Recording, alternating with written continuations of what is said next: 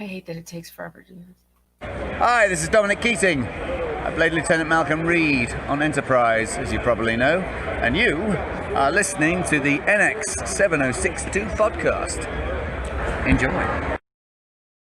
Yes, you are listening to the NX 7062 podcast. I always have to say podcast after I let Dominic run that intro because it just sounds so much better when he says it. Because we all know everything sounds better with a British accent. Sure. That's a personal opinion. Yes. So welcome to the latest version of the NX 7062 podcast. I am your host, Stephanie K. It is 10 o'clock Monday night. We are hanging out here on the East Coast. Happy Thanksgiving to all our Canadian friends like Nicole DeBoer. Happy Thanksgiving. It's Canadian Thanksgiving. And Jackie Cox. And that's right. Jackie Cox yes. is Canadian. She's Canadian. William Shatner's Canadian. Okay. So you didn't know that? And you know what? He doesn't care about me, so okay, that's yeah, there you go. If I showed up and told him, "I'm so glad you're Canadian," he'd be like, "Did you? Never mind." Who are you? And why are you disclosing leave to me? that alone? Yeah. Why would I want to talk to you? Yeah, exactly. Who else? Can we think of anybody else besides our Jackie and our Nicole DeBoer that's Canadian? I can't. There are plenty, I'm sure. Those are my two favorite Canadians, though. Well, yeah, and I mean, this is true. I'm not going to argue that. And Canada is our favorite place because that's where they're filming everything nowadays. Like Discovery is getting filmed in Canada. Right. So. Super weird how they're able to film things there because people pay attention to the rules. Yeah, exactly. Just go figure.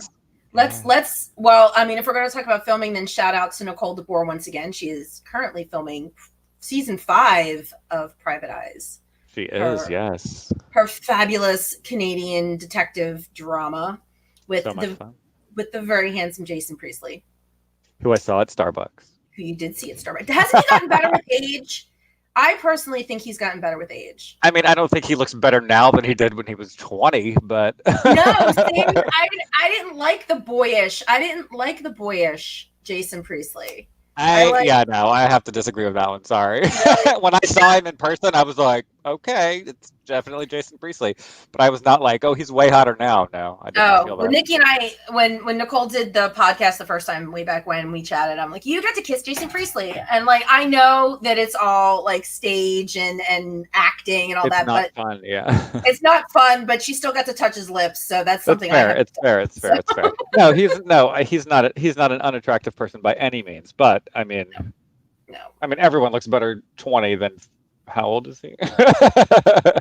Probably close to my age, and we're not going to go there. So right. So everyone looks better at 20 than 35. He's okay. Well, then how about we can just agree though that he's still handsome? Of course. No, that's what I'm saying. He's not bad looking at all. He's a very attractive man. I'm just saying, I mean, you know. Okay, so this is from my friend Magic Lasso, who just joined the conversation. Thank you so much. I do love them. They glow on the sides too, but I do love the cat ears. I'm very excited. Yeah, in fact, when he is one of my friends, Magic Lasso, but I won't reveal his secret identity. Okay, don't. But Magic Lasso and I, whenever we text, one of his favorite things to say to me just randomly is meow.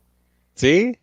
So now, and this is going out to anybody that is a comic book person. If you are a comic book person, you have got to go check out Magic Lasso's YouTube page because he is my. Do you like comics? I don't think we I don't that's funny. I'm very on the periphery of comics. The only set of comics that I have are the original Sailor Moon comics.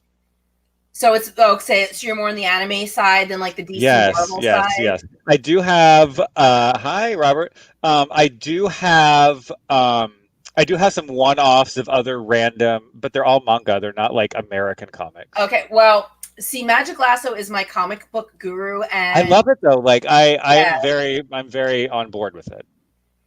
Okay. Oh, okay. What can I read? I would love some original X-Men situation. That's something that I would definitely be into. I don't know what else. That would probably be my jam. Would be original X-Men stuff. All right.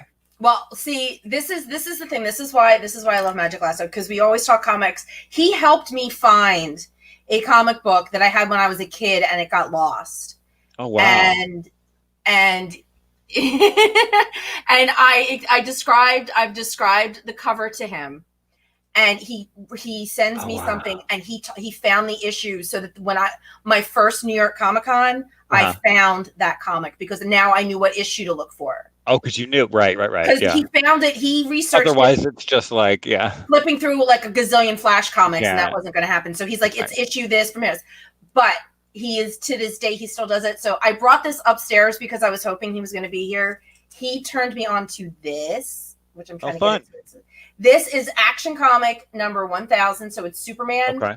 But look at the artwork. It's Christopher Reeve as Superman on the cover. Oh, gotcha. Okay. And this was just released not that long ago, and it's beautiful. And I just read it over the weekend, and it's 80 years of Superman. And to celebrate, this was one of the covers that they did. Oh, that's nice. I love it.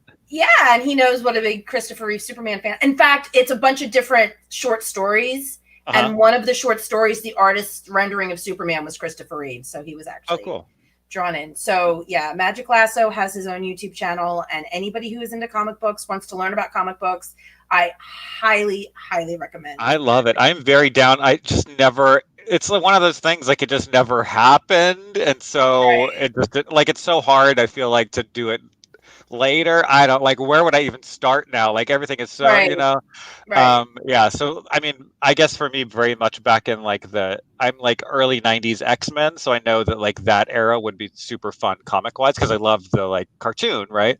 Right. So I know that would be very fun for me. So, but yeah. Well, like I said, check out his YouTube. Check out his YouTube channel. We'll get you in touch after the show's over, so he can be that your. Sounds fun. No, I would love to learn. Like I have nothing but love. It's never happened, and like, where do you start, right? Yeah, like, if I walked into a store right now, I'd be like, ugh. Oh my god. Well, you know what's really funny is my comic book guy, my comic book store that I go to. He does not. He has everything, but he does not like Star Trek. So he always teases me about Star Trek. But he still has to carry, like he carries like little things. Like every now and then I'll bump into something Star Trek he has. So this was a couple summers ago. I went in and I'm looking at the back rack of new issues, and down in the very bottom in the corner there's a Star Trek magazine, and who the hell's on the cover?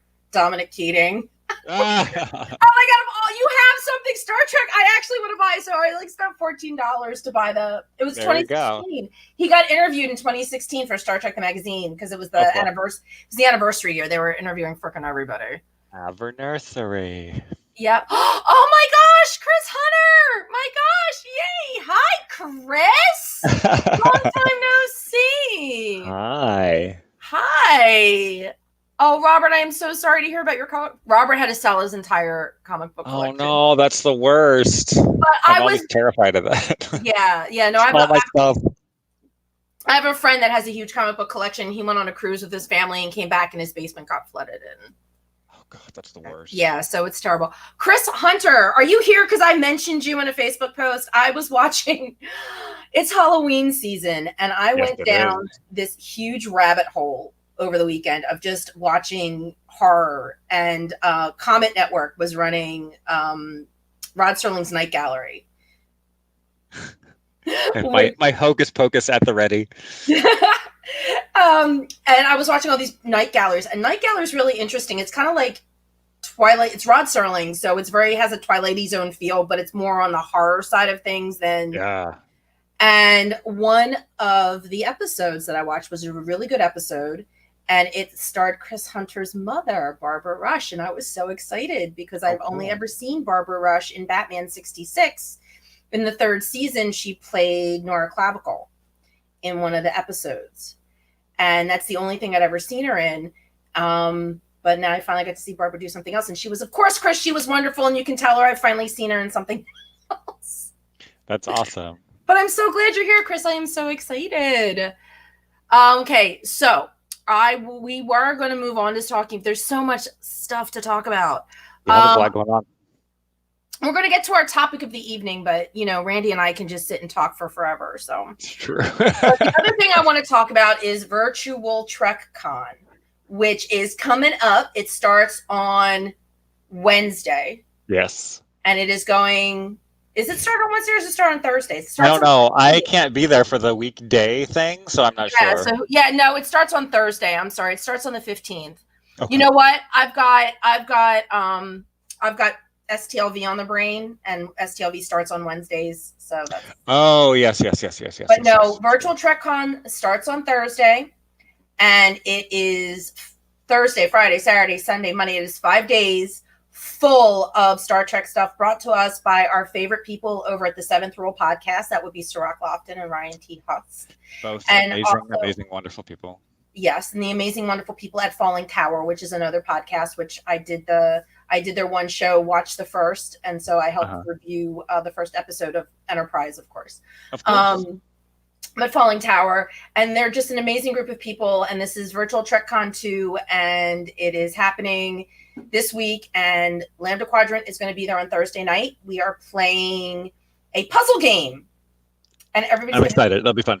Yeah, it took us 3 weeks to figure out how to execute the puzzle, but I know. I'm sorry. I was super busy and I couldn't look it up. and I kept doing all these searches, and finally, I just hit the right search term, and all of a sudden, it's like, here you go, and it's free. That's what yeah. See, I knew it had to be out there because it's such a simple thing. I was like, there has to be one.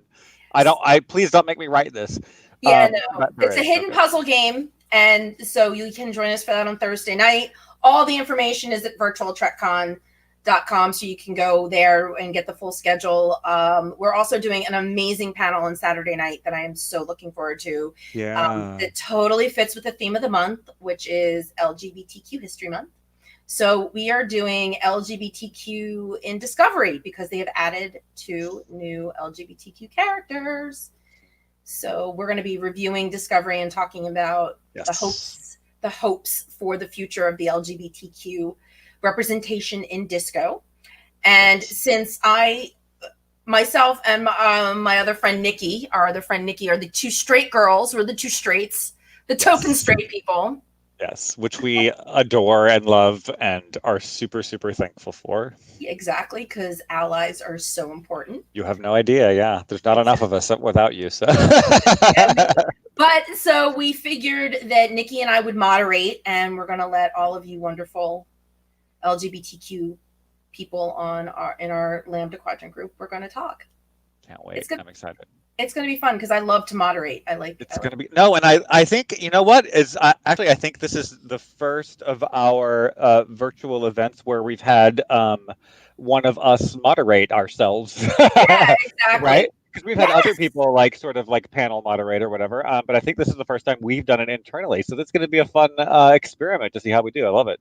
Yeah, exactly. Nikki and I already talked about getting together because we have to come up with questions and please. And we're gonna hold you all to 2 minutes and 5 seconds. Nobody gets to go over because we'll shut you off. I won't talk over anyone. I won't interrupt. I won't be like, no, that's not true. That's not true. I won't do it. I'll sit in my little plastic case and be good. We'll be like, Mr. Frank, your time is up. Mr. Frank, your time is up. And I will gracefully say, okay, next. Robert, to answer your question, yes, I am going to be having my podcast next Monday because things are going to be winding down with Virtual TrekCon. So, in fact, there are 2 Mondays left after this one. And so I'm hoping to do a Halloween show because we all know how much I love Star Trek on Halloween. Same, though. So I think Randy's going to have to come back for that. I'm putting him on the spot right now. Sure. However, also, speaking of Halloween, I have been doing over the past several weeks. If anyone is here in the Los Angeles area, I would love if you would come to our haunted house. I have been working tirelessly over the last several weeks programming microcontrollers for this huge display in the front yard of a friend of mine. He has this big front yard in front of his house, and we've set up this whole entire show, and we're on these websites where the haunts are listed for LA. So if you're in LA, if you're in the Valley, please come by. The Rotting Hill Cemetery is the name of the well, Chris is going to be there. Chris is in LA, so Chris should go. Please come by. Oh wait, here, let me I'm going to put our thing here. See, this is the problem with the fact that we share a StreamYard account because Randy is about to do something. Now, normally I wouldn't let my guests do this, but what is that? Are you going to put up a banner? No. Oh, okay. I thought Randy was going to put it in the chat. I'm just gonna put it in the chat. Uh-huh. But again, that wasn't me. That was him. He's like, That was me. I've worked so hard on it. You have no idea. I Like we know, have like skipped our ghosts that game pop night. up. We have fiber optics. We have like the whole thing. Like I Imagineered the hell out of it. It's fun. You missed our game night on Friday night just to do this. I did, yes. You missed all the ghost candle jokes that we did. I know, and it's I can't even tell you how much work it's been doing this, but it's been so much fun and I've learned a whole lot. How long are you doing it for? Just through the end of the month, but we had to get it up. It's now. Yeah, it's live now. You do realize that there's a huge temptation for me to just like hop on a plane and come out just to do it. I'm going to send you videos so you can see what it's about, and then you'll be even more tempted because it's amazing. I have to work Halloween weekend. That's no fun. Well, here's the thing. Because like so few kids come to knock on my door for Halloween, I know I'm going to sound like the Scrooge of Halloween, or the Grinch, I should say, of Halloween. But in years past, like right after I moved, like it dwindled down to like 4 or 5 kids knocking on my door. And I always feel terrible if I'm hiding in the house and not answering the door. Yeah. And the one coworker I had, she always loved to do Halloween. So I'm like, you know what, Gloria, I would rather just not be home to answer the door, and you can go and hand out candy. Yeah. So that was always our arrangement. Well, now this year that it's on a Saturday and I have shit to do, and my boss was just like, well, you always work on Halloween. I'm like, I didn't want to this year. It's like, yeah, but you're making assumptions and you should never assume. It's true. I have a big horror film festival with my horror film friends that I'm going to be doing on Halloween. Oh, I always do a horror. Well, not a festival, but just we're going to be watching the same movie the whole time, like streaming together. Okay, you'll have to show me how to do that because there's a platform, yeah. Okay, yeah. No, because I want to do every year I watch literally for the last like 3 years. I've watched exactly one movie every Halloween. But this year I'm expanding it, so I'm actually going to. I'm going to be doing it all day. Well, I mean, because it's like COVID, right? So normally I'd go to like a party or whatever, but there's no parties. We're being safe. We're being good. So it's just going to be sitting at home. I'm going to I'm going to get a bunch of candy, probably put on my my unicorn onesie, and just watch horror movies all day long. So that's my plan. Are you ever going to watch Hollywood Kills? I mean, maybe I'll watch it that day. You should. I was going to say, if you're going to watch this, if I went to the trouble to make sure you could get it, I think the least you could do is watch it on Halloween. It's true. That's when I'm going to be watching it. But I realized I could do a total Star Trek movie marathon because I'll watch The Cube. I'll watch Dark Harbor, which is Connor's new scary movie. Like not like more suspense drama, but yeah. For sure. I watched it once, but it was only on my tablet, so I want to watch it again. Yeah. And then Hollywood Kills, and then my friend is actually in an independent film that just got released on Prime, so I told him I'd watch it. So yeah, I can send you a link to my horror movie. Have you seen it? Have I shown you that? I saw the one short that you did. I don't know if yes, that's the one. That's the one. That's the good one. You can watch it again. It's only 10 minutes. Yeah, exactly. No, I'll watch it again. But then, you see, look, we're previewing the upcoming show. We haven't even gotten to like what we're supposed to be talking about tonight. We could play it if anyone wants to watch it for 10 minutes. We can play it. You know what? I will totally. We are saving that we'll save that for the Halloween show. That's what I mean on the Halloween show. Yeah. We can play it. No, totally. I'm hoping to get you and maybe one other guest, but I'm not doing spoilers because I haven't talked to them yet to confirm anything. So the Halloween show will either be the day is that? Tell me what day it is. Yeah. It's either going to be the 19th or the 25th because I have to talk to the other person that we both know that I want to. 26th. 25th. That's the Sunday. Is it? Yeah. 19th is the Monday. 26th is the Monday. Oh, okay. Yeah, it's either going to be the 19th or the 26th. Sorry. Okay. No, that's fine. That's fine. I just want to make sure. Yeah, no, but I have to talk to that other person. Gotcha. Yeah, Terry Farrell's in Hellraiser. You got to watch that one. That's totally true. Hellraiser 3. Yes. I love Hellraiser too. I have a lament configuration that I 3D printed. But come on. Who is in the first one? Oh, yes, he is. Jesus wept. Yes, he totally is. I always forget that connection too until I see him. I'm like, holy shit. Yeah. It's very true. Yes, Andy's in the first one, Terry's in the third one. But no, seriously, it's going to be a great show. And like I said, I mean, you could totally do like an entire horror convention with Star Trek people. Oh, that's true. Yeah. I mean, even William Shatner did that Spider movie. But yeah, they're all over. But okay, so that's a preview of an upcoming show that is either happening, it's happening one of the last 2 Mondays in October. It's totally going to depend on the other person's schedule, who shall remain nameless until I can talk to them. Yay. And drop your name because I think they're more interested because I mentioned that you were going to be involved. Sweet. So hopefully if they don't want to do it for me, they'll do it because you're going to be there. I'm down. We can show my movie. I would just need a 10-minute slot. Listen, it's my podcast. I can have it as long or as short as I want. So that's true. There you go. All right. So moving on to talking about, I spelled it right now, right? This is good.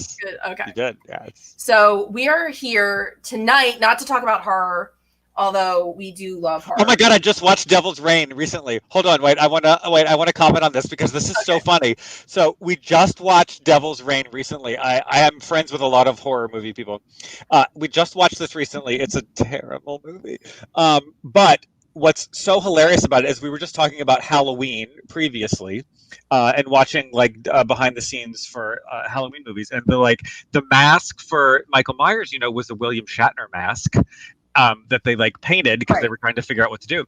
But if you watch Devil's Reign, they have these prosthetics and makeup on Shatner in such a way that it looks like the Michael Myers mask. Oh, that is it's this weird flip flop. It's oh, now I see how that's a William Shatner mask. So if you watch Devil's Reign, you see William Shatner, you're like, oh, I see where they got Michael Myers from. It totally looks like him. Anyway, that's my connection to that. Oh, okay. Wait, before I forget, did you know that the Poltergeist house is in Simi Valley?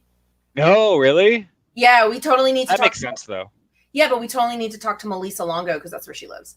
It's in the TMZ, so that makes sense. Yeah, so anyway, I just found that out because, is it AMC? Yeah, AMC has Eli Roth doing this history of horror thing, which is really super cool. And the other night they did one and they called it Houses. It was talking about how houses have played parts in so many horror movies. And of course, Poltergeist being top of the list. That's, for sure. So yeah, all those 80 horror movie houses have to be around here because they were just shooting everything around here, so that makes sense. Yeah, I just thought, wait, I know somebody who lives in Simi Valley. Maybe they know where it is. No, I live in Melissa. Yes. Yes, Melissa. Yeah, we have to be in the other valley. It's honey, have you ever driven past the Poltergeist house? Probably. I live right around the block from the Brady house. Do you really? And wait, and you didn't take? Oh, I am so coming to visit you. You're taking me to this horror thing, and then you're going to take me past the Brady house. Absolutely, I'd love to. And then can we play the music? Can we get the Brady's thing in the Sunshine Day? You totally can. I'm sure everyone does, and they probably get the hell away from me. But yeah, it's right there. Okay, all right. So that is an upcoming show. I think we basically just blew our load on the Halloween podcast at this point. Sorry, I got excited. That's okay. I'm excited. I love Halloween. I love horror, but tis the season. But it's also LGBTQ History Month season. Yeah, it's true. So, well, isn't Halloween like gay Christmas? Gay Christmas, the gay high holidays is Halloween. It is. Now, Amityville, yes. Yeah, Amityville is not New Jersey. It is Long Island, but Friday the 13th, Camp Crystal Lake is in New Jersey. And in fact, Jason Voorhees, I live next door to a town, the next town over is Voorhees. Nice. So yes, Camp Crystal Lake is in, and please, yes. Long Island is in New York. Let's, geographically speaking, let's get that straight. Long Island is in New York. Okay, so it is LGBTQ History Month, which I guess makes sense since your highest of high holidays is Halloween. It's true. And we are here to discuss how LGBTQ community and Star Trek. And I think it's more prevalent now just with Discovery announcing that they have are they non-binary characters? Yes, one at least is. One's non-binary.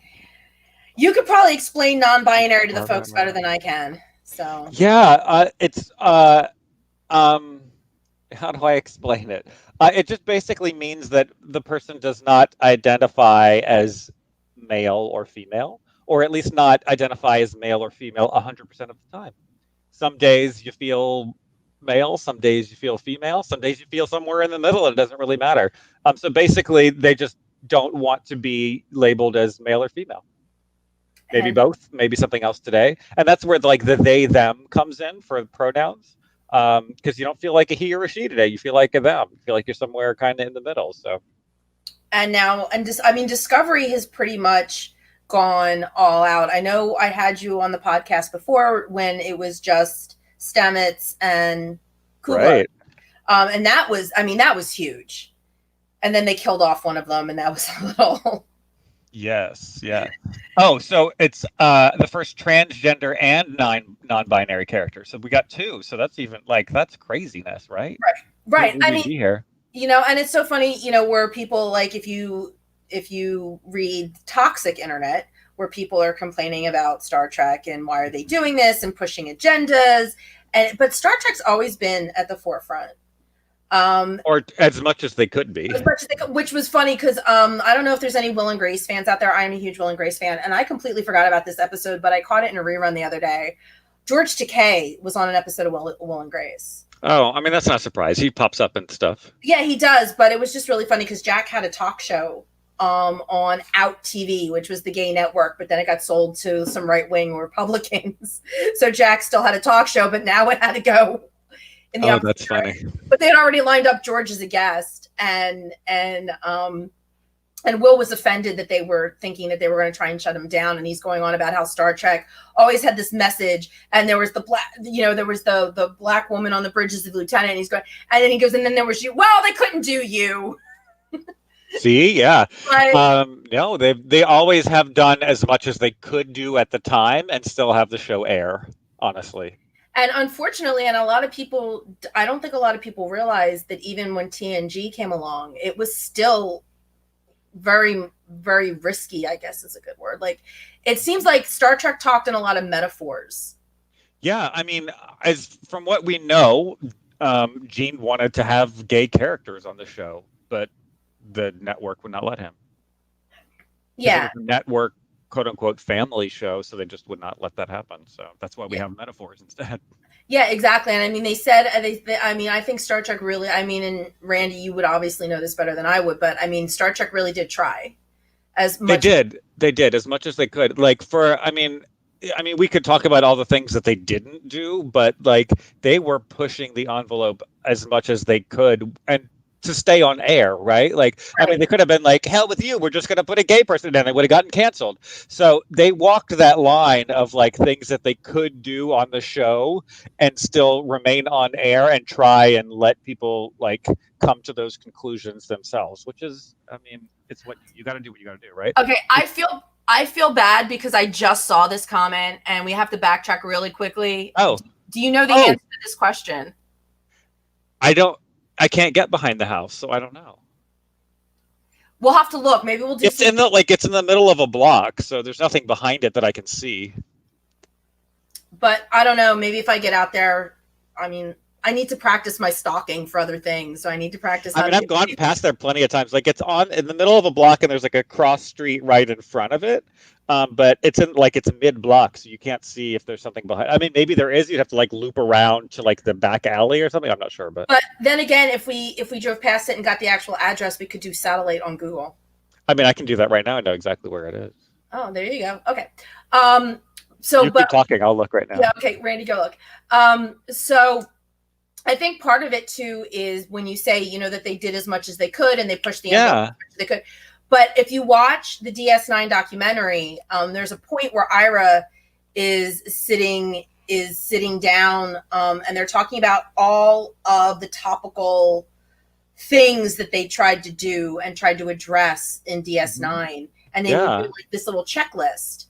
And when it came to LGBTQ, they were like talking about, well, maybe we'll half check the box. And Ira even said, no, just take the check out. He really take the check out. Yeah, I remember seeing that. Yeah. Yeah, because he didn't feel that DS9. Like, we don't deserve that check. Yeah. Yeah. Even though now, and I think maybe they don't feel they deserve the check because I have a feeling it was very unintentional. But a lot of trans people related to Esri. Yeah, of course. Because in a very metaphor way only, unfortunately. But yeah. Well, yeah, but I think because. Again, Jadzia was always very comfortable with who she was. Yeah. But Esri was having an identity crisis every 5 minutes. Yeah, that's true. And And I think that is what, I mean, again, I mean, I'm speaking just from like a research, like a outsider's point of view, but I would imagine that's what spoke to a lot of trans people. Yeah. Is about, you know, all these feelings that you feel and what's right, and being very confused about who you are. Yeah, for sure. So, and Nicole has completely embraced that. Oh yeah, she's amazing. Bless she her. is amazing. Can we talk about her some more? Anytime. No. Anytime. I don't know about you, but I've totally got a girl crush on Nicole. I absolutely adore Nicole. She's so oh my gosh, I love her so much. She's the sweetest person in the whole world. I love her. She really is. She really is. I think the second time I saw her, I met her back in 2016 when I did the 50th anniversary. Yeah, and like the next time I saw her, I think she gave me a hug, and I was like, "Oh my god, she remembers me." She's just such a sweetheart. I'm her go-to like coffee guy. Yes, you deliver her cappuccinos. I do. I get her a cappuccino constantly. I know. And then I remember you asked me to do it before you could get there, because you didn't get to STLV 2019 till late. So yes, that's right. I'm like, Randy told me to ask you. She's like, no, I'm not doing coffee. I was like, are you sure? Because Randy told me. I will tell. She does normally. No, she's just like. Just her little tall cappuccino. Oh, Robert was a backer for the documentary. That's awesome. Oh, good. Yeah, me too. Yeah, for sure. Did you see yourself in the credits? Did you get your name in the credits?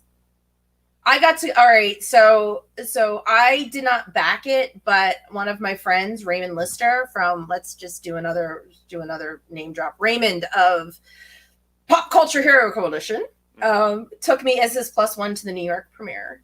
Oh, great. That's fun. So I got to sit next to J.G. Hertzler and his girlfriend, Michelle. Oh, that's fun. I went to the one here that Nicole was there. Aaron was there. Yeah. Sirach was there. There were a few people there. I got to go to that one here. So. Well, Raymond went to that one too. He double dipped. He was bi-coastal. Rude. I know. Well, he got an invitation to both. He's like, I don't know. Do I want to go to New York? I said yes, because then you can take me. Yes. So I can be your +1. Oh, yay! And he did, and it was awesome. I got to meet Ira after, which was I've met Ira. He's super cool. Yeah, so I met Ira after.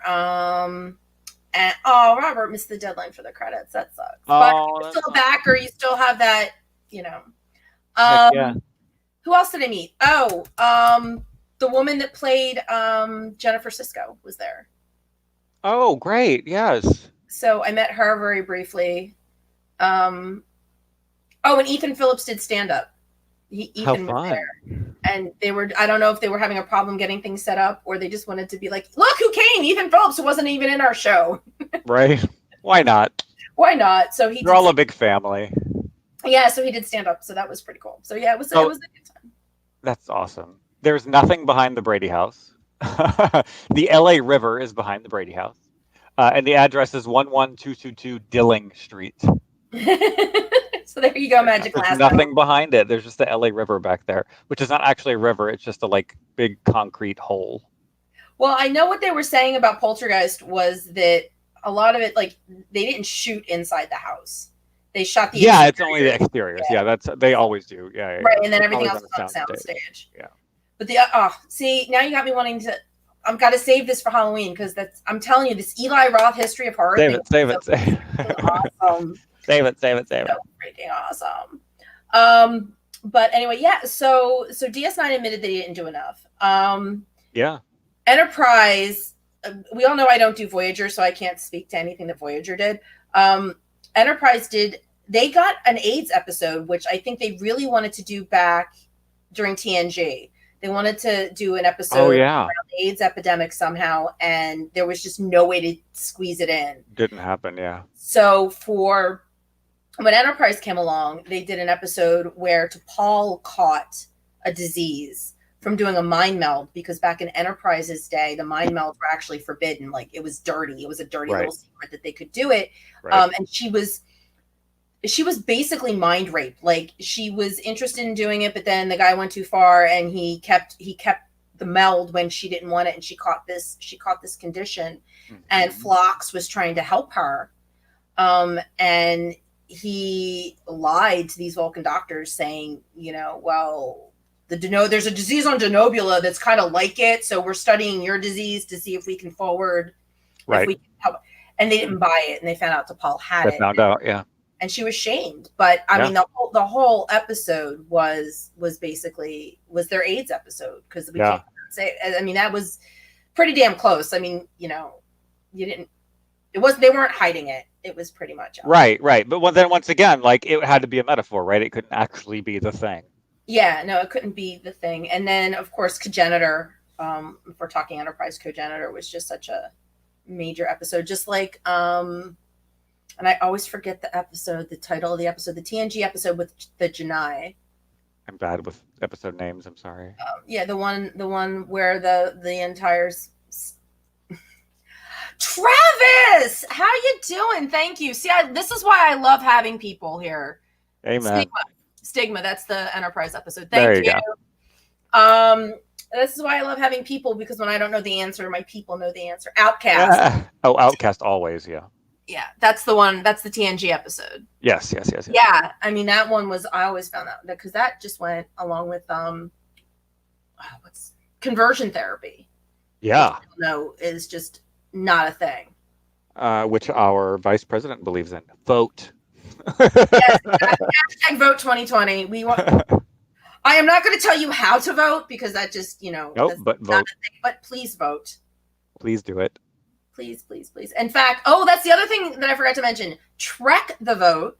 This week is so full of Star Trek. Besides me being here, hanging out with Randy, talking about LGBTQ stuff, tomorrow, I guess it's up to 20 now. 20 Star Trek alum are doing, it's called Trek the Vote.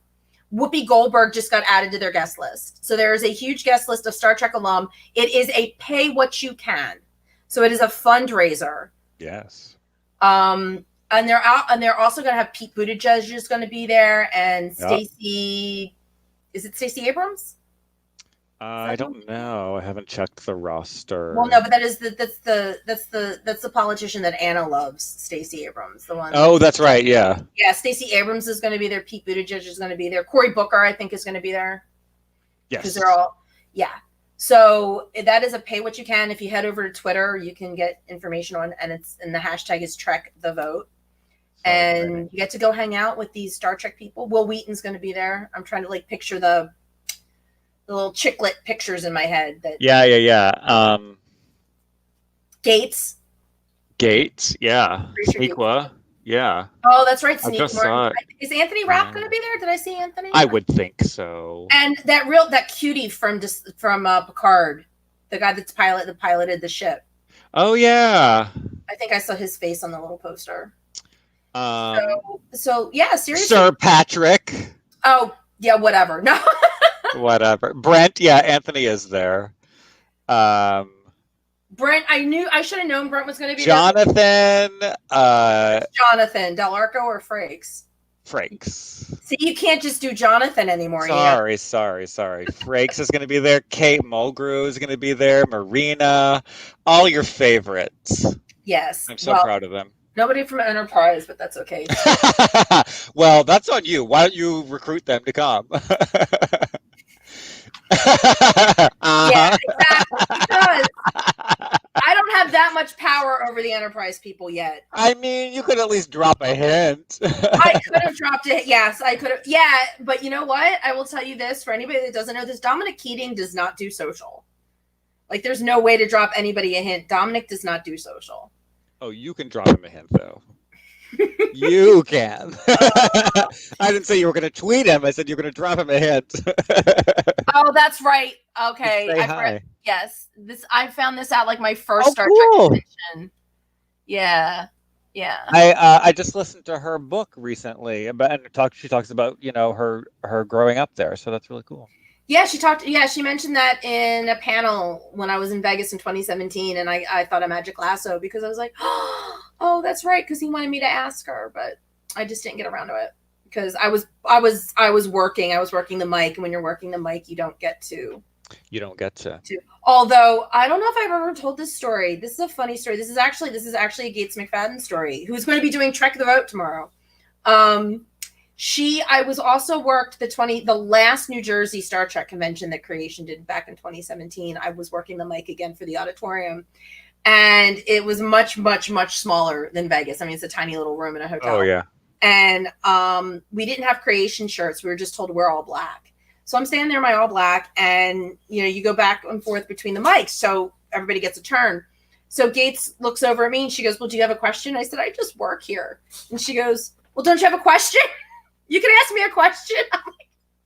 I'm like, Well, I love Gates. I know, she totally put me on the spot, and I had nothing. I mean, in the moment, I'm like, what's in the 3 jars? well, what's really funny is that after, like flash forward a couple years, and we were up in Ticonderoga for Ticonderoga, and I got to ask her a question for the podcast. And so I asked her the question for the podcast that I would have asked her. That popped into my head when it was too late to ask her. When it's too late, of course. That's always when it pops into your head, when it's too late. Yeah, when it's too late, when there's actually other people at the mic. I'm like, God damn it, where'd you people come from? Right, yep. But yeah, no, she was just really funny. I'm like, yeah, I got nothing. Sorry. Podcast's here. Love you, mean it. When you don't know what to ask someone, the standard question is, do you like I hope no one ever asks me that when I'm on stage, because I'll have to tell the truth. You don't like chicken? Is that all you eat? Is chicken? It is all I eat is children. Oh, chicken! I saw children. You saw children. Oh my God. That. Do you like children? I was like, why would you ask somebody that? It's chicken. Not that Who doesn't like chicken? Yeah, exactly. I know, I'm just delirious. I've been super busy. Oh, I know. And you know what? That which just means like a huge thank you, because you're doing this for me tonight. I really appreciate it. You're very welcome. Normally you'd be gaming. Yes, it's true. So I've been too busy to even do that lately. I got to finish up the game though, so I got to get on it. Yeah, well, but you can do that any night. But everybody expects me to be here at 10 o'clock on Mondays. It's true. I can game stream anytime. I just want everybody to know that the minute I sit down at my desk, I prep and whatever. The minute I sit down, this cat is like on the back of the chair. Like, I know what's going to happen, and I need to be here. Oh, the kitty! Oh, look at the kitty! So it's oh my God! Hello to the kitty. Robert, spoken like a true Klingon. Same. They taste just like chicken. That's why I got it messed up. Because. But if you want to see more of Podcat, then you should come check out Lambda Quadrant this week at Virtual TrekCon. Yes. I don't think he showed up in the Alien Nation panel. I honestly don't remember, but I did get to guest host the Alien Nation panel, which is with Eric Pierpoint and Gary Graham, and that's going to be Sunday at Virtual TrekCon. Oh, nice. We're all over that thing. Oh my God, I know. It's so exciting. Yes, the NX, I have a booth too. So if you actually want to come do like some actual face-to-face time with me, I'm going to have a booth the first 2 days. I'll be posting the schedule and what time, and you can come Zoom meeting with me and we can talk. Yeah, and we have a booth for 3 days, I think. Yes. You have a booth for the 3 days that I'm not. You picked 3 and I picked 2, so that way I could hang out. I just picked the ones I could because of work, so I couldn't do the daytime weekday ones.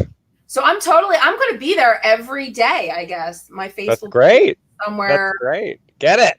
I know, but I'm excited about everything. I'm excited about the Lambda Quadrant panels, but we pre-recorded the Alienation thing, so I've been excited about the Alienation. You gotta, yeah. I've been so excited about the Alienation thing for so long, and Ryan's like, you can't say anything.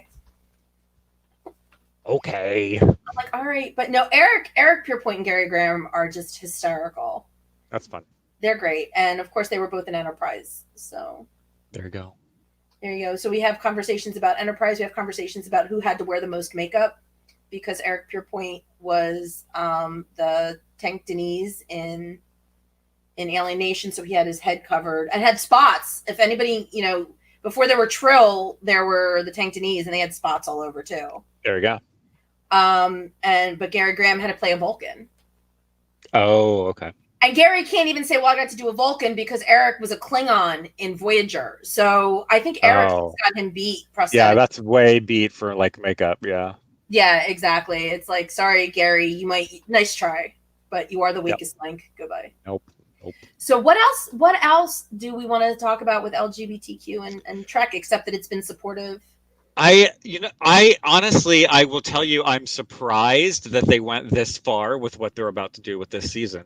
The fact that we had a gay couple was so shocking to everyone, and the fact that it was just normal and they didn't really make a thing about it. And then Tig Notaro was on there, and she just casually mentioned her wife that died, sadly. And then, of course, they did kill the other gay as well. However. He came back. It's fine. And it was totally convoluted, but he did come back. But I honestly, I'm surprised that they're going this far, having like a transgender and a non-binary character introduced in the second season. I'm ecstatic, but super surprised that they went there. It's a first. And and what I've always loved about things like Tig, where she just said, "Yeah, my wife died." That's the way it's supposed to be. That's how it's supposed to be. Yeah. Totally organic. Totally like, eh. Yeah. And what I don't get is like, I know that I haven't looked at those people because I choose not to, but I know that people out there have commented on that and been like, you're trying to push your agenda. How is that pushing it? She's not like, yeah, it's so sad because my wife died. Like, she doesn't like look into the camera and make sure you know, right? And if like some random like woman says my husband died, no one comes up and says, well, they're trying to push the agenda that she had a husband. No, they're just saying that's who it is. I don't understand that at all. It's ridiculous. So that's, just the in passing comment is not an agenda, folks. It's just life. That's what people are. Exactly. Yeah. Which is what they She's try. Adorable. Sorry. Yeah. Which is what they tried to do in Star Trek Beyond, that sort of backfired when Sulu got off. That was bad. That was bad. And George Takei was even like, no. Yeah, no. That was not a thing at all. That was terrible. Yeah, it's just, they could have been cousins. We didn't even know. Like, that was terrible. Yeah, and Sulu even, and this is the thing, when I saw it, I'm like, oh, that's so sweet that they're trying to do this. And then George Takei is like, no, because this is the rule of Hollywood, is that your character is not you. Yeah. So, and Randy, I'm sure if somebody asked you to play a straight man, you'd play a straight man, but that's not who you are. That's just a character. I never will, but yes. Exactly. But, no, I've actually, in anything where it's a non-speaking role, I'm always the boyfriend of the, like, girl. Right, exactly. I'm like, okay.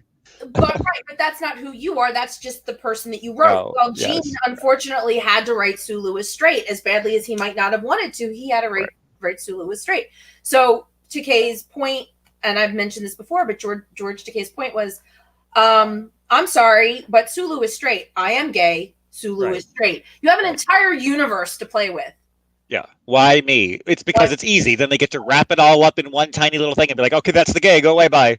Yeah, exactly. And it's lazy. It's all of the things. Yeah, exactly. But I'm assuming, I'm Tig. so bad at this. Tig. Yes. That was Tig. Yeah. Tig is awesome. Yes. Tig is awesome. I thought she was perfect little foil for Stamets. I thought that watching the two of them go at it was just she was beautiful. So funny. Yeah. See, you know what I kind of think? I feel like she was kind of our bridge into Lower Decks. I'm going to bring that in because she was sassy. She didn't care. She was doing stuff she wasn't supposed to be doing. I feel like she was our nice little bridge into Lower Decks. Lower Decks. The season finale. Since you're here, the season finale. Oh my God! It is no longer spoilers because it is my personal rule for spoilers in general, like to do something on the show, 48 hours. After 48 hours, if you haven't watched it, you're beat. Okay. That's how I look at it. So I feel like since it was Thursday, it is now Monday. Now Monday, sure. So I could not believe they got Jonathan and Marina to be on the show. I cannot believe what they did with the Enterprise season finale. It is the series finale. It is the only time I've laughed. It is the only time I've ever laughed at any reference to that episode. was so Because good. it was so I'm gonna say it was so fucking perfect. Right? Like, and he comes out, he was like, I was in the thing toward that old Enterprise. They're so funny. It's been a long road. I It's was like, like, oh, you're not kidding me, but I couldn't believe they did. And then, like, oh my God, the whole thing was magical. I can't believe. when they played real Star Trek music, Yes. Yes. And the Titan, and now it's canon. Like, they did it. Like, they're there. Oh my God. I can't. Oh my God. My head exploded. it was so well done. And that freaking pineapple showed up again. I am so. There is a pineapple, and it showed up in the one episode in the captain's ready room where Mariner was playing with it. Okay, and then that bird psychologist talked about a pineapple. Yes. And then the pineapple is still on the shelf in the ready room because you went back into the reading room in this one. Uh-huh. Somebody needs to make a better Malcolm Reed reference than just having pineapples everywhere. Because there is unless somebody right now tells me that there is something else in Star Trek that has anything to do with pineapples except the B story on Silent Enemy having to do with Malcolm Reed's birthday, then I'll give up this whole obsession that the pineapple is strictly an Enterprise reference. But I swear to God, it's an Enterprise reference. I think everything is a reference because the people making the show know Star Trek. So right, exactly. Nothing is not a reference. Right, exactly. But I'm just saying, I specifically think it's a reference. It's that. Maybe, I don't know. Well, and it's like, I would argue too, and I mentioned this in the Lambda Quadrant chat, even though it wasn't John Billingsley, because I know Nikki thought John Billingsley was doing the voice of the Bird Doctor, but it's not. It's Paul Tompkins. But I went back and watched it and listened, and I could totally tell why you would think that. Yeah, you would think that if you didn't know. No, I was the same, yeah. So between that sound alike and the fact that if anybody has ever seen a panel with where John Billingsley talks about his auditioning for the part, how he thought he was supposed to play a bird because he came up with it and nobody corrected him in the auditions. So his first day on set, he started making caw noises, and somebody finally said, "What the F is that?" Oh, God. So, seriously. Sorry, John. No, seriously, John thought it was supposed to be a bird. He was going to play Phlox as a bird because nobody gave him any direction about this denobulin.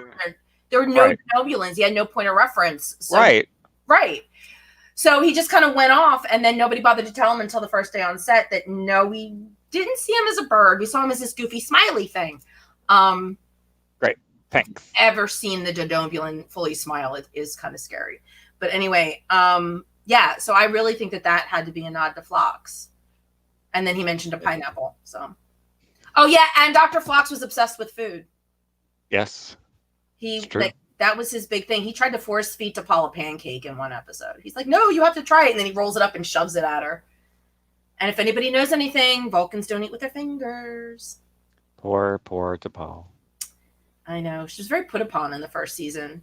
Which was. Makes sense. That's one of the reasons. Jolene was amazing, though. She was so good. She put up with, she was amazingly good. She was so good. Yeah. No, that character was so well written. I mean. Yeah, no, and Jolene delivered so well, too. I have nothing but wonderful things to say about her. Yeah, she is amazing. And I know a lot of people wish she would do conventions, but I think the rumor is she had one bad experience, and that was enough.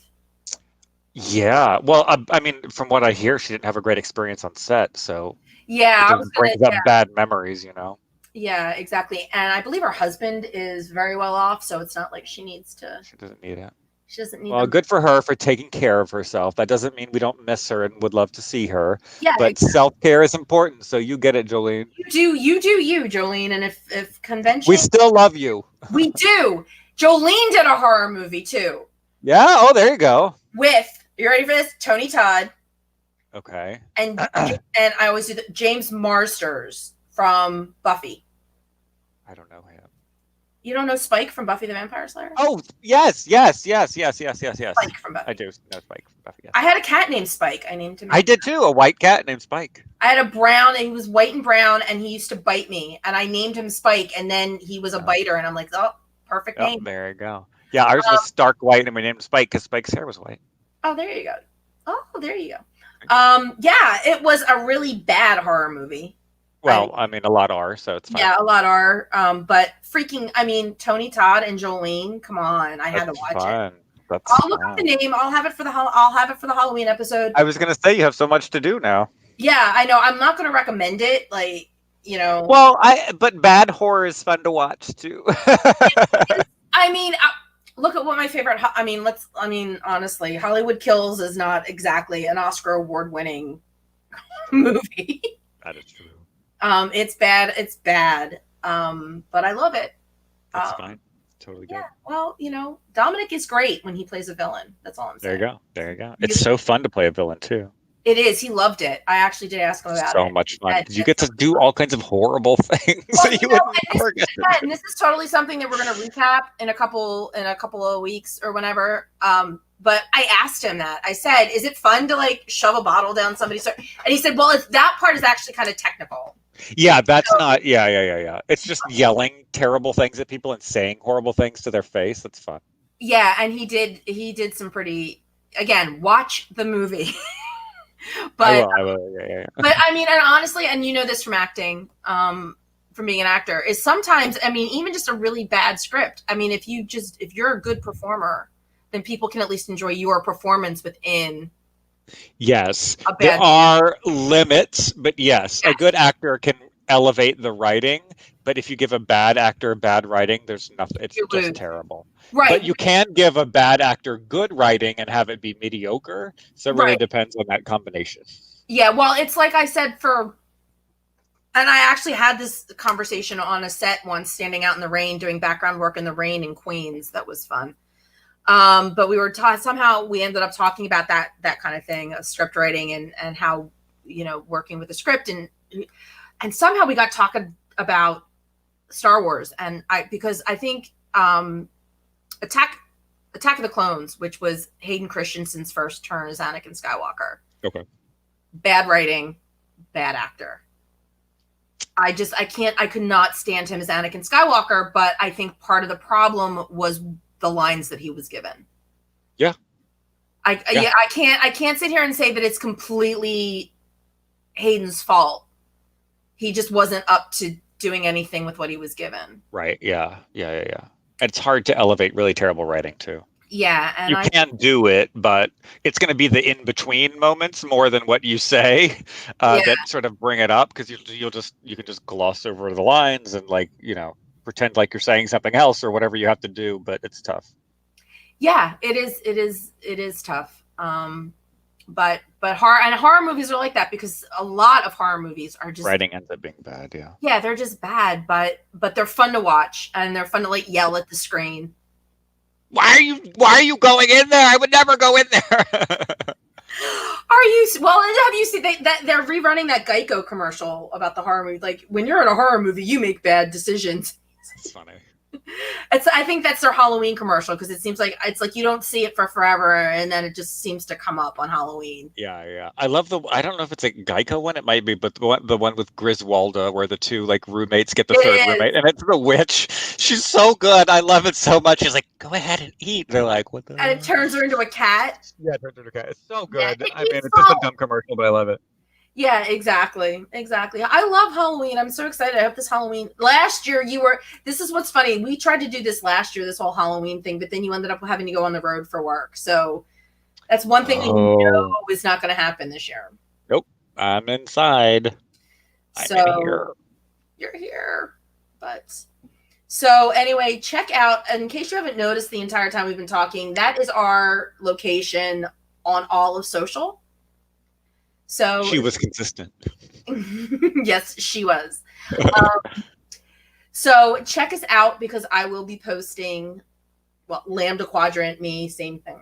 We'll be Lambda as we will be posting all of the particulars about where to find us for our panels. But oh yeah, and by the way, it's completely free. I didn't mention that's right. That's an important distinction as well. It is free. Yeah, it is free. We're out there. We just want to spread the love and bring people together and let people have a good time. That's what we're about. So we are about being a safe space, which, if we ever get back to conventions, we will be providing safe spaces in person.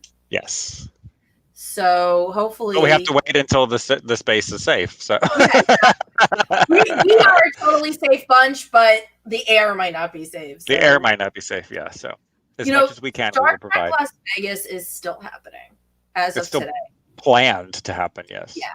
As of today, it's like 50 odd. But apparently, the venue is closed, so I don't know what the hell they think they're going to do. Are you serious? I hadn't heard that. Yeah, The they haven't reopened the convention center yet. So I don't know, and there's a cap of 250 people for any gathering in Vegas. What are they going to do? I don't even understand. Yeah, 250 people is That's basically not enough people. That's like the vendors and the vendors and the staff / volunteers. That's not even. You can't even have any participants. Yeah. So it's going to be a great con with just us and the actors. Can I just make a point of saying, depending on which actors are there, that totally works for me. I'd be fine with it too. I'd be like, all right, us and Nicole just hanging out, doing nothing all day. It'd be great. That totally works for me. Add Connor and Dominic to that, and I'll be totally fine. Bring me some Chasey Poo. Oh yes, Chase, definitely. I mean, that would be like the perfect round table. That'd be so much fun. Yeah. And Anthony, oh my God, have you ever hung out with Anthony Montgomery? He's just awesome. He's amazing.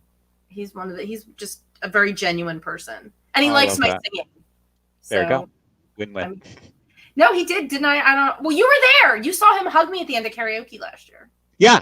But I haven't that one. Well, no, but did I tell you what he whispered in my ear was thanks for not fucking that up? Yes. So, I'm like, okay.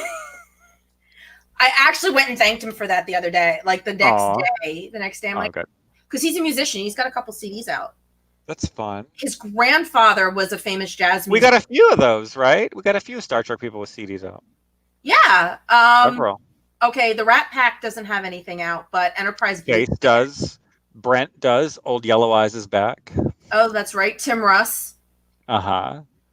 I mean, everybody knows William Shatner and Leonard Nimoy, not saying that they're actually go out and buy them off the shelves, but they exist. In fact, when I had my free Pandora account, I used to have a sci-fi, like a science fiction radio station that I set up, and it used to play all this goofy stuff, and I can't tell you how many times I've heard Leonard Nimoy. That's funny. They played the Leonard Nimoy stuff and the Shatner stuff, because that's how I had it set up. But then Pandora got rude with their free accounts, and they erased everything I set up because they're like, "Oh, you're not going to pay us. You don't get to set something up." Right. So, but I was very disappointed because I got to listen to all this like the Star Trek, like the Star Trekkin' Across the Universe is one of my favorite Star Trek parody songs. Hilarious. You know that one? I love that. I do not know it now. Always moving forward because we can't find reverse. Oh my God. I have to find it for you and send it to you. It's freaking hysterical. I'm surprised that there are Star Trek fans out there that don't know, because that's that for me, that was always the biggest parody song. That's hilarious. Yeah, there's Klingons off the starboard bow, starboard bow, starboard bow. I can't believe you've never heard that song. They also play it at the conventions. If you hang out. The first year that I worked the convention, I worked the auditorium most of the time. So trust me when I tell you, I heard. You heard it all, right? That's fair. Yeah, over and over and over again, to the point where you're just like, make it stop. Please, dear God. So to sum up for the evening, because we're over an hour. To sum up for the evening, Star Trek and their support of the LGBTQ community is pretty good. And we're so thankful too, by the way. Yes, we appreciate them. I mean, I can't speak for everyone, but I'm so thankful, and the people that I know are so thankful. So. Exactly. To the point where they actually have Pride swag on their website. They do. I have an official mask. It's fun. Yeah, they have official Pride stuff. So go to StarTrek.com and check out the Star Trek shop. Because if you're an ally, you should definitely have something. I know Melissa will probably be making some more Pride jewelry. We just need to talk to her. Yeah, let's do it. Oh yeah, I have to. One of these days, I'm going to wear. I have a bracelet that she made me, a leather bracelet, and the binary beads and the binary stuff of Star Trek Enterprise, ST Enterprise. Awesome. In black and purple. So that's Walking Art by Melissa, and you need to check her out too. Please, her stuff is so fun. It is so fun. She's just, and she works in like every medium. It's scary. She's not, Yeah. she doesn't hold herself to one medium. It's like wherever. Yeah, she just does whatever. I love that. I do the same. Yeah, you and your 3D printers and your t-shirt presses. And Right, and like writing programs for light shows, and I just do whatever what looks fun. and eventually Lambda Quadrant's going to have a store. We keep talking about it. We just haven't gotten that far. Yeah, it's true. It's true. We should. We just got to find something that's useful and good. Well, wait a minute. I mean, I know you're sitting in your workshop because like you're in your apartment. What about those mask extender thingies? So I started working on them. I designed them, and the first print that I tried failed, and then I got busy doing other shit. But I do have some ear saver like mask holder things that I can print out, and we can put those in the shop. Those are totally fun because I was looking for something I was looking for something else on Etsy, and like Etsy's another place where you end up doing like deep dives into stuff. And all of a sudden I'm like, what the hell is this? And it's like, it's a mask extender for your ears. So like you have to put the loop. So it doesn't hurt your ears. Yeah. So I did do a design for the Lambda Quadrant with that. And I do have a mask idea too. I just feel like people have so many masks now. But I mean, especially if STLV does happen and it can be safe and we can be there, we will definitely have some masks because I have an idea for a design. So. Oh yeah, well, that definitely will do some PPE. Maybe hand out some Lambda Quadrant hand sanitizer. Yeah, for sure. Yeah. Put it on Nicole's table. Be like, you have to have it. Just so happens she sits next to Connor and Dominic, so they can all have it. Yep. We're there. Yeah, totally. Because Enterprise rocks. Just have to say it. I've been in a huge Enterprise mood, like even more so than normal for some reason. I think it's because I went through withdrawal because STLV didn't happen. Oh yeah, when it was August, supposed to. Yeah. I would have gotten my You would have got your fix. Yeah. I would have gotten my fix, and then freaking Lower Decks has to come along and start like throwing Enterprise. Talking about it. Yeah, that's true. Yes, it's like I'm not talking about it. It's like I'm not bringing Enterprise up. Lower Decks is talking about Trip Tucker sprinkles. I'm like, excuse me. True. And by the way, just in case, I did actually get the one Voyager reference. I know I bust on Voyager. I don't like Voyager, but I actually got the Leonardo da Vinci reference. I went, wait, that's Voyager. There's so many. It's so funny. Oh, like, yeah, I think, and I don't watch. I don't watch. I should.